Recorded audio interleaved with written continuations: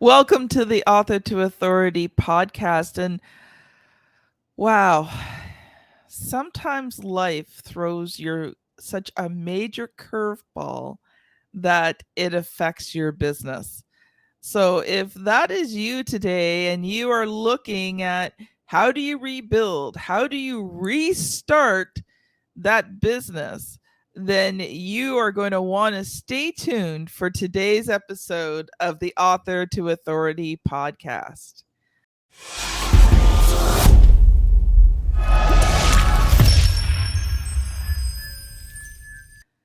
I am so thankful and grateful to welcome back Mia Torr. She is a dear entrepreneurial friend. She has been on the Author to Authority podcast. Her episode was featured as one of the top 25 all-time episodes this past summer. So welcome to the show, Mia. Thank you so much for having me, Kim. I'm so happy to be back here.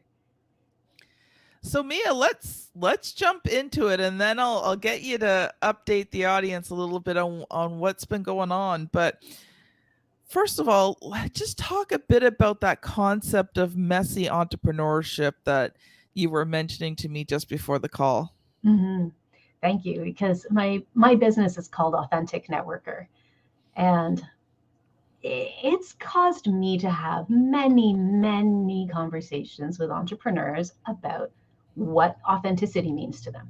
And the most interesting thing is everyone has a different definition of that word. It's almost like the word authenticity is inherently authentic. So you might ask one entrepreneur, what does authenticity mean to you? And they'll say, it means going off the grid. I'm like, okay. So someone else will say, authenticity to me, it means speaking my truth. I'm like, okay. Someone else might say, authenticity means I can show up in a messy ponytail. And you'll say, okay. So it's very different for each of us. But one theme that seems really common that comes up is the ability to show up as you are without having to embellish, without having to gloss over the messy parts. And something that is common to a lot of us working from home is that life and business are not, they're not cleanly separated. There's so much overlap, It's like a bowl of spaghetti. particularly after the pandemic, where now we're working from home, we're working with kids, we're working in circumstances where the business has been rocked in some way. Your hierarchy of needs doesn't have as stable a foundation anymore, and you're trying Yes. to self-actualize, and the bottom of the pyramid has been pulled out like a tablecloth. So when that happens, can you show up imperfectly, or does it stop you? Can you show up in the messiness and it be okay? My green screen didn't work today, so you get my plants on my closet door, and is that okay? Right? So what does it mean to show up imperfectly, and what does it mean when entrepreneurship and life are not as clean as you'd like them to be? I couldn't have said it better, Mia.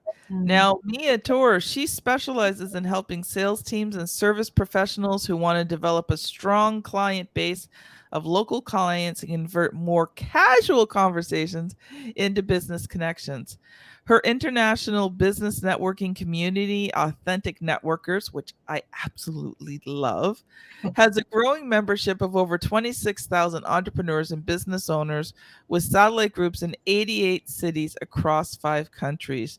She has decades of combined experience in corporate communication, stakeholder relations, fundraising, organizational leadership and storytelling, public speaking, teaching, and curriculum design. So I know today's conversation is going to be impactful and helpful. So Mia, we just talked about that messy entrepreneurship. Why don't you share a bit about what's been going on in your life that's helping you with other entrepreneurs who are experiencing these situations? Yeah, of course. So on Authentic Networkers began from a very messy place. So there were three young children, and I'd been married to my business partner for some time. We had three young kids, and there was a job loss that rocked our world, and we had to build a business very quickly. And it built so quickly. We put a lot of power into that, but having the mom hat, the little kids, all of that, somehow showing up imperfectly allowed me to build a little networking group where we would talk about relationship marketing. I could coach on relationship marketing. And it started off as very self-serving Yeah. in my messy place. So I had Thursday nights available for networking events because that's when my babysitter was free.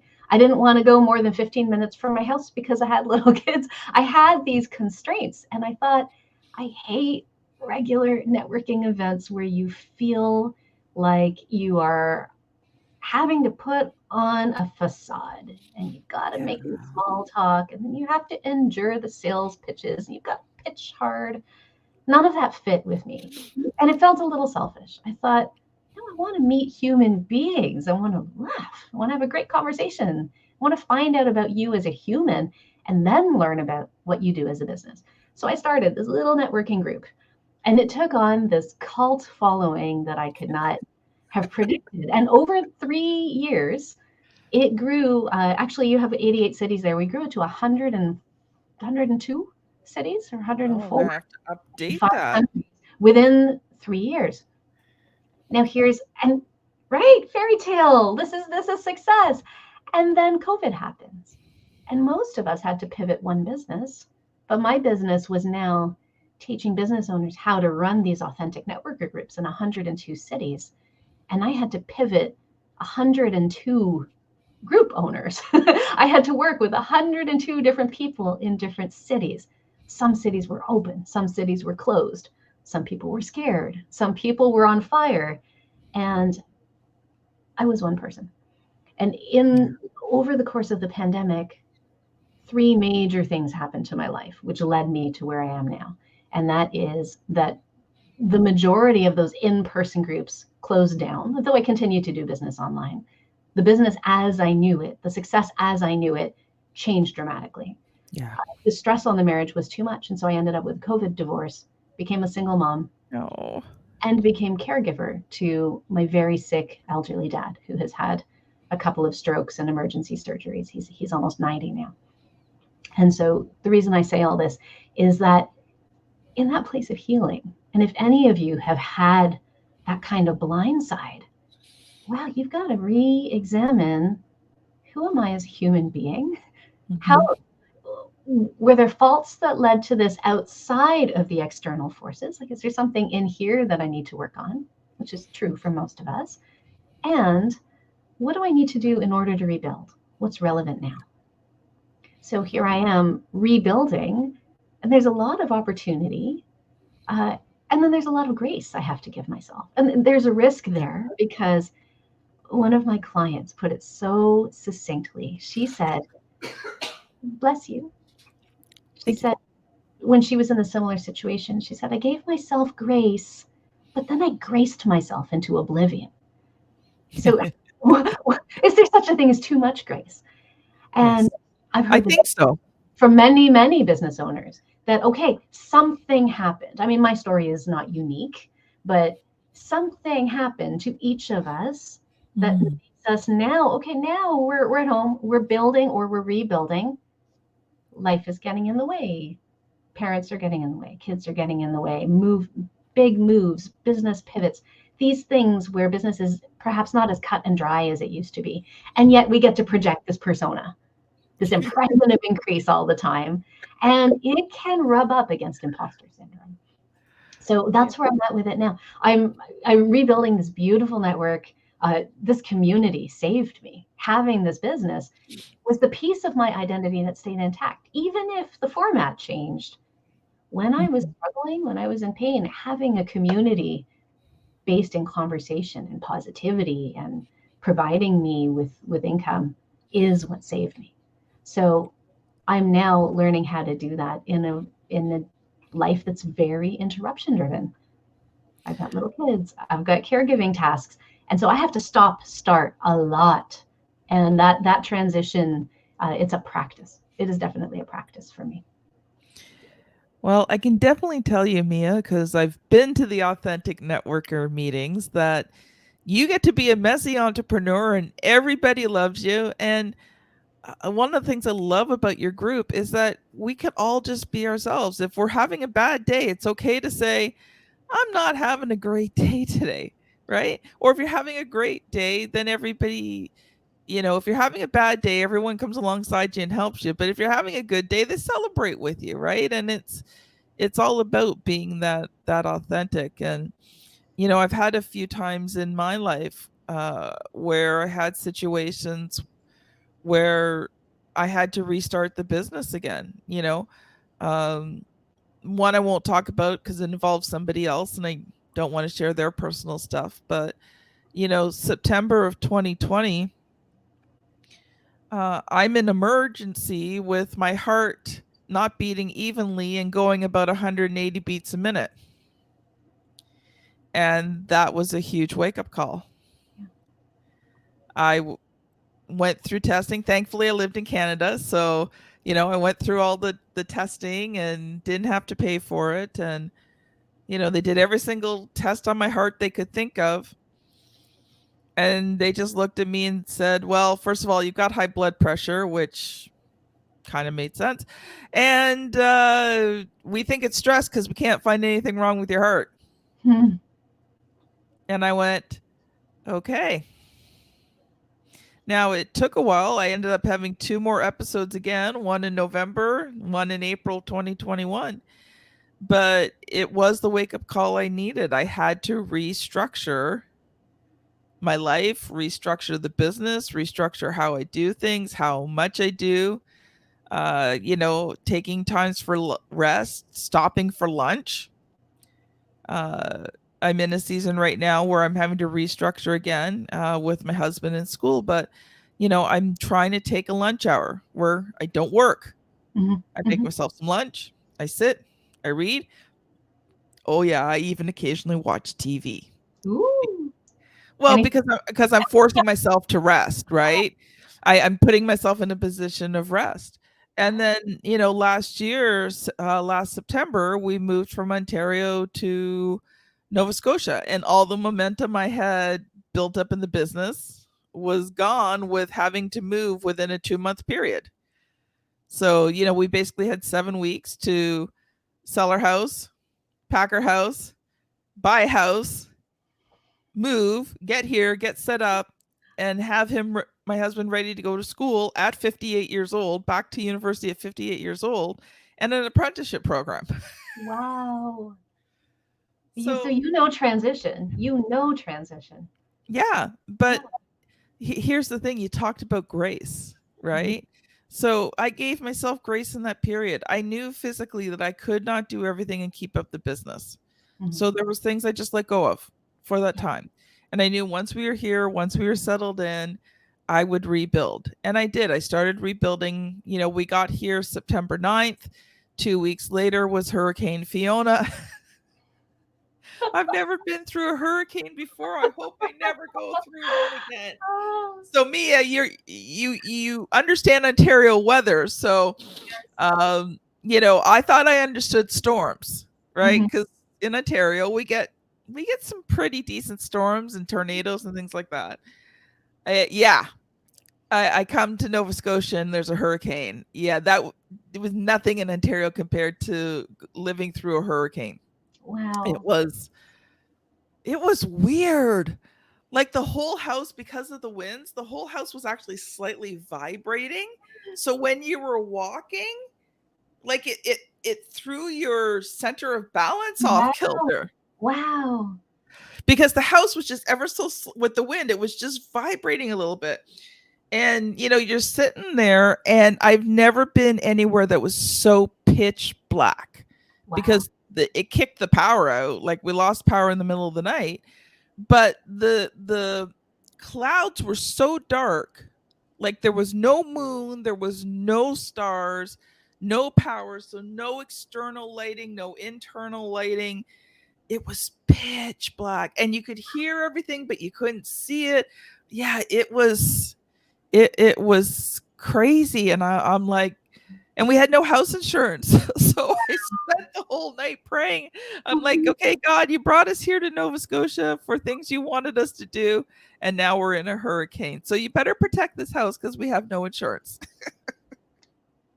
Your house God appears was, to still be standing. well, God was good. We had no damage to our house. We had a couple of shingles off of a shed, and that was it. So God was really gracious. But yeah, it's that grace that you allow yourself. But I loved what you said, what your friend said, that she graced herself into oblivion, because there does come a time where you allow yourself grace, but there's also when you have to pick yourself up and say, okay, enough grace. Yes, I got to get back to the grindstone. enough grace. I had a beloved business coach talk to me about the different voices in your head. She Mm, said, one of those voices is the dear sweet granny. And the granny says, there, dear. Oh, you're so tired. Let me pour you some tea. Just have a sit. You don't need to work on that right now. And at some point, you're like, okay, Granny, get out. Like at some point, you got to send Granny packing. Granny serves us. And yes. there is a point where it is very, very easy to stay in that space because of the overwhelm, right? Yeah. Especially if you've had the kind of transition that rocks your identity. Yeah. In my case, how did I identify myself before this pandemic? It was the success of my business was a great identifier for me. And maybe that just served my ego, but it meant something to me.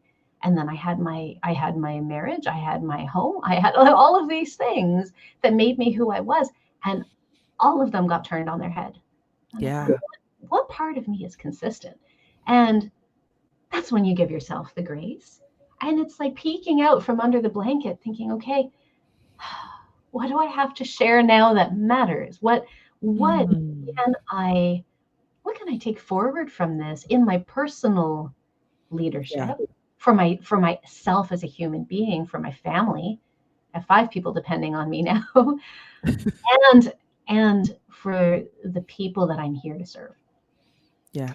Yeah. Well, I wish I had a granny like yours.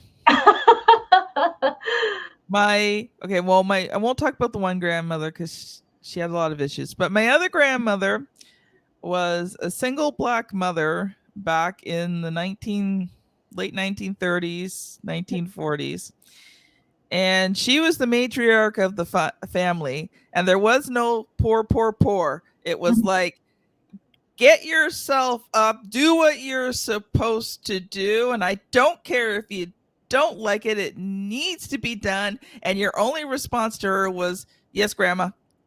See?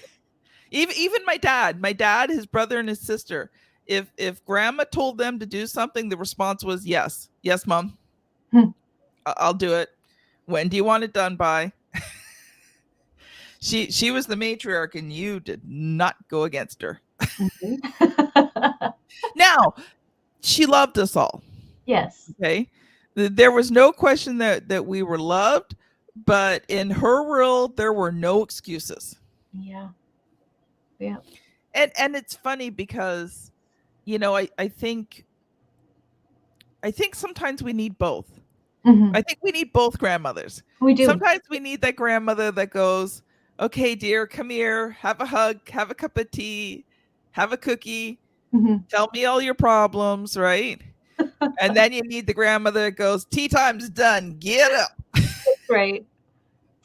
And to be perfectly clear, I barely knew my grandmother, so I didn't. This is an imaginary. I don't actually have a grandma serving me tea, so you can see what the little girl in me needs. I'm like, please, someone bring me a tea and tuck me in.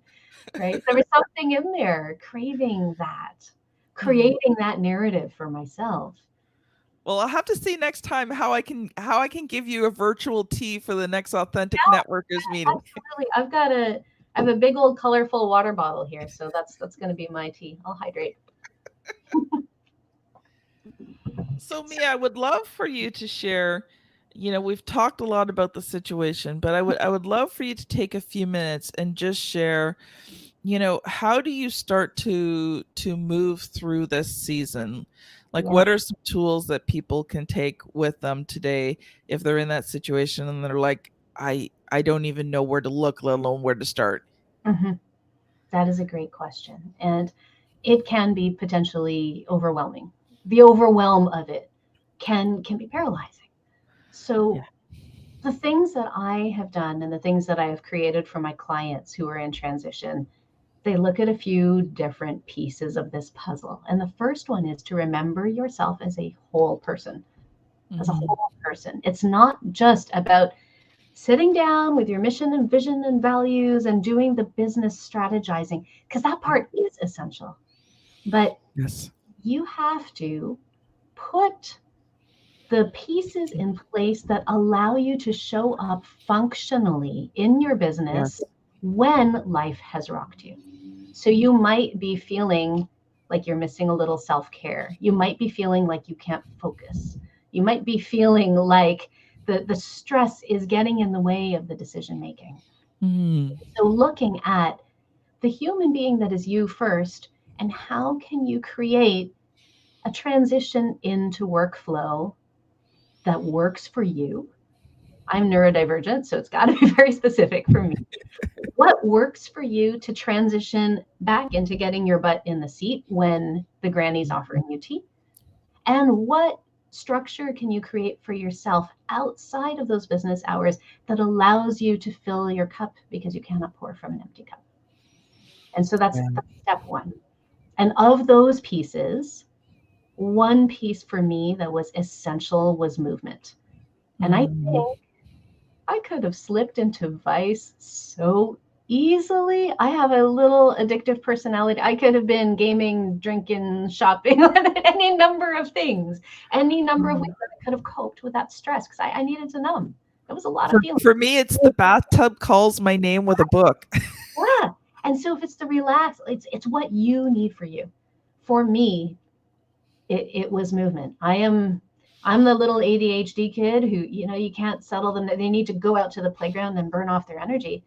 That's what I needed to do. And maybe the first year and a half, 2 years, every single day, I was getting myself into my basement. Now, here's something that happened that was very lucky for me was that I came into a small inheritance at the time that all of this happened.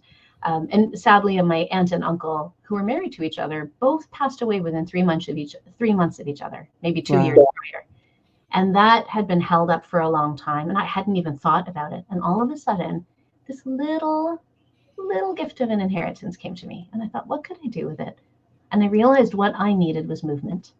At the time, all the gyms were closed, and I took that gift of their love and that inheritance, and I turned it into a little basement gym. I got myself a bike, I got myself a tread, I got a nice yoga mat and some juicy weights, and I raged it out. I would weep on that bike. I did what I needed to do because for me, that movement was meditation. Yeah. That angst I was feeling emotionally was coming out in that effort, and it was serving me, right? It was helping me sleep. It was helping me process the Yeah. mental health side of things. A little cheaper than therapy. There- but at that time, I didn't have any other outlets. We were in lockdown. So Yeah. that for me was the thing. And if you know yourself well, you'll know that in those times when you have felt soothed by something that adds back life rather than taking away from your life, what can you do that breathes life into you, even if it's tiny? It's a mini retreat with a cup of your favorite tea. Get the good tea to take, but Yeah. be mindful. So that was my first step. And the second step was I could not focus. I can't focus at the best of times, but I really couldn't focus now. And the best thing I did was to create a transition routine for myself. Mm. And it was Yes. 8 steps long. And it was whenever I'm interrupted, whenever I don't feel like working, what are the predictable steps I can take to get myself into flow? And so the Yes. first step was pour something delicious. That's my dopamine, right? I need to front load the dopamine. So I'm like, okay, I have a delicious tea that I can only drink when I'm working. So that was pour something delicious. The second was put on my headphones, right? Create the space and a playlist. And number 3 was set my intention. Figure out what Mm. it is I want to achieve, because Yeah. otherwise I'll go all over the place. I would literally write it on a post-it note and stick it on my computer. It was write the damn email. And I would write that on a post-it note, stick it to my computer. So when I find myself watching a cat on the internet, that post-it note is there reminding me what I'm supposed to. I would close all distractions. That was a specific step. Close the phone, turn off distractions, put them away, because if my phone is here, I will reach for it. Uh, One step was to something I got from uh, uh, um, um, um, Stephen Pressfield, who wrote The War of Art. He says, invoke the muse when you're writing. So I wrote a little invocation to the muse. I said, oh, muse, your spirit of inspiration, please help me to write today with the end in mind. Keep me off Facebook and Amazon and online media. Me to help the people who need helping. Help me ship this thing. And I would say it out loud. Sounds dumb, but I would say it.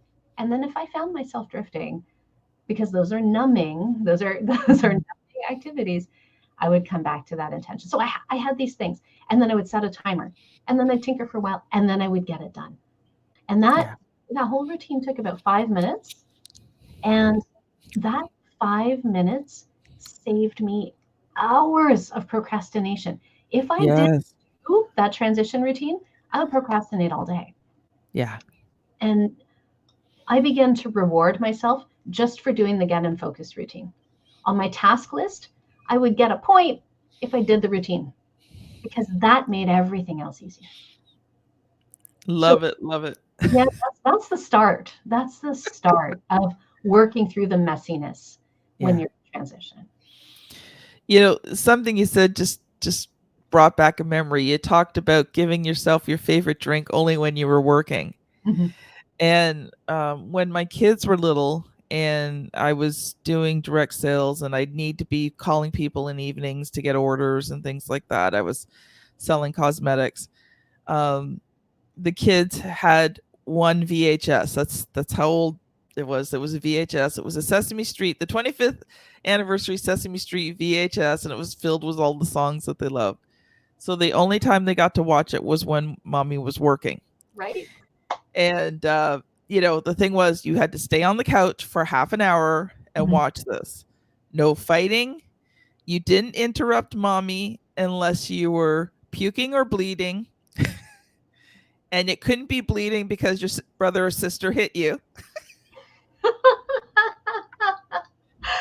But Right? it worked, right? Because and we wore that VHS out over time, but it taught them, and I didn't make it too long.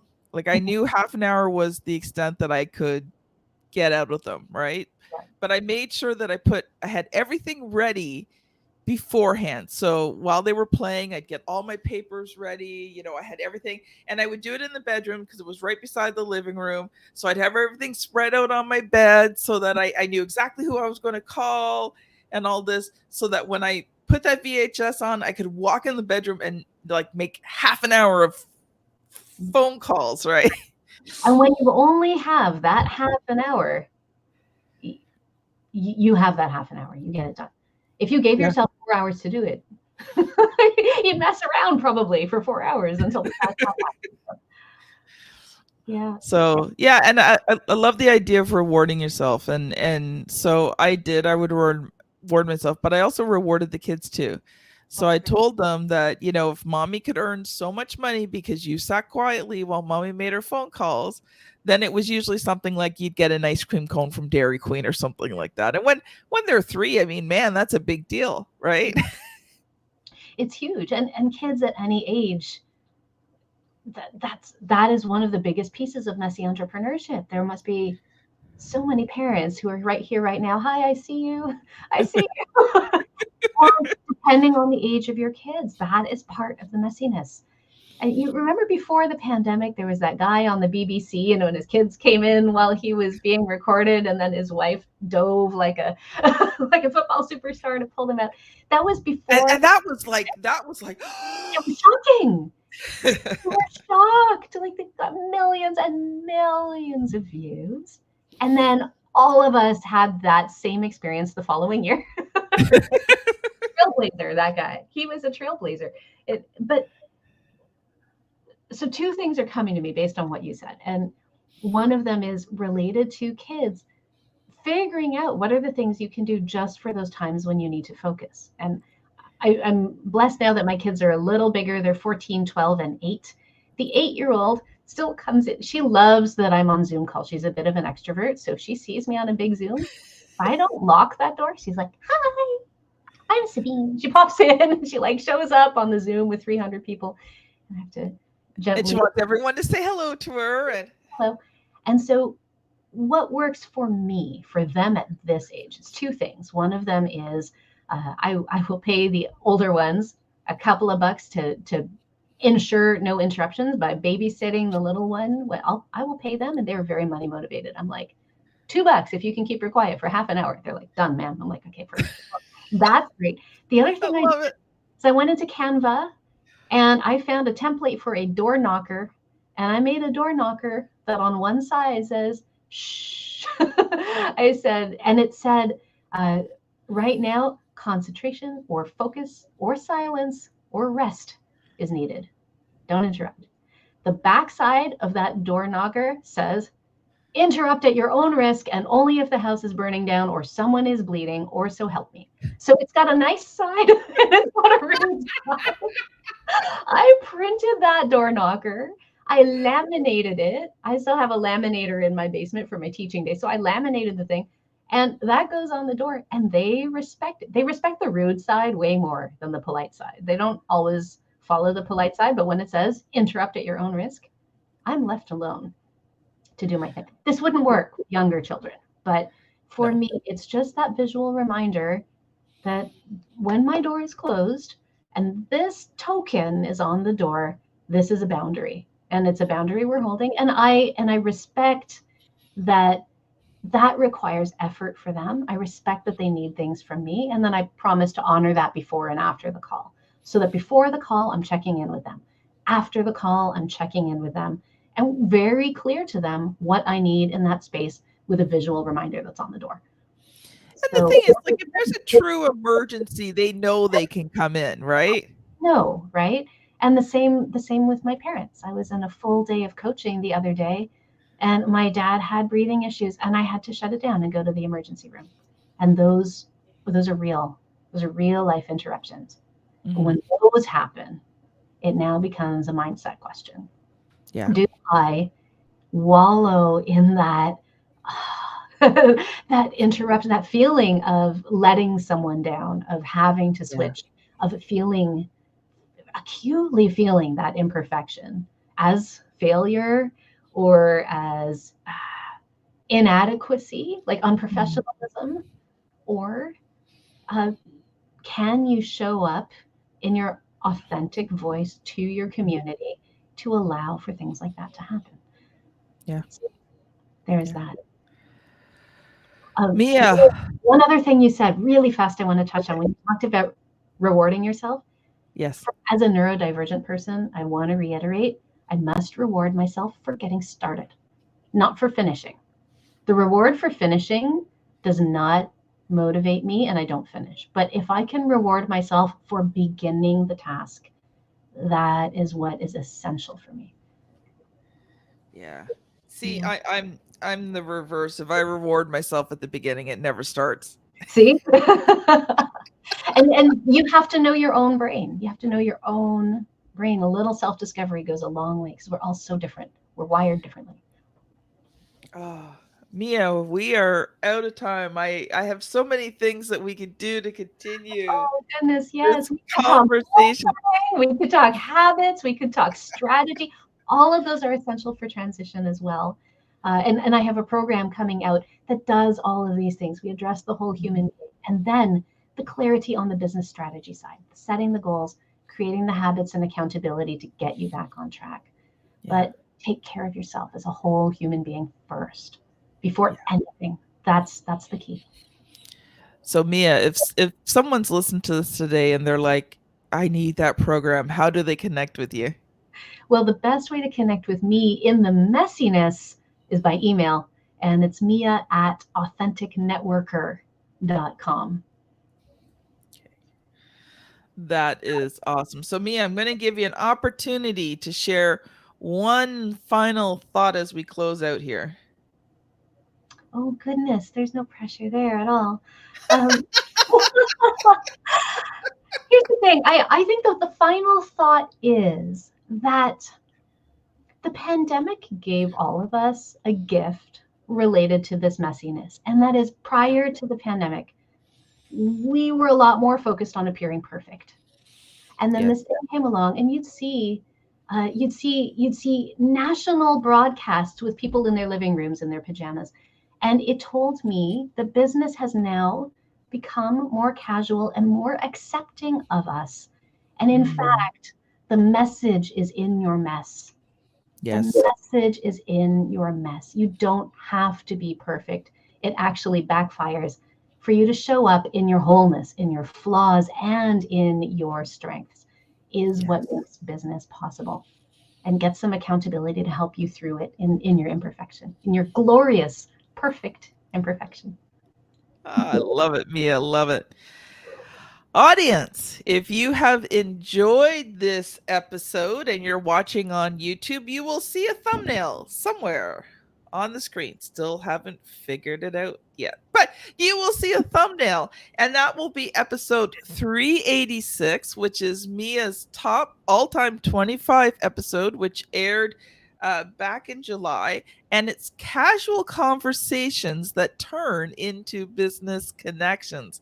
So you want to make sure that you click on that thumbnail. If you are listening on your podcast app, scan back a bit. It'll probably be a bit because this will be like episode 430, I don't know, I've lost track. Anyway, whatever the number is, you're gonna have to scan back a bit, but it's an episode well worth listening to. So, audience, thank you so much for listening, and we will see you on the very next episode. Bye now. Thank you, Kim.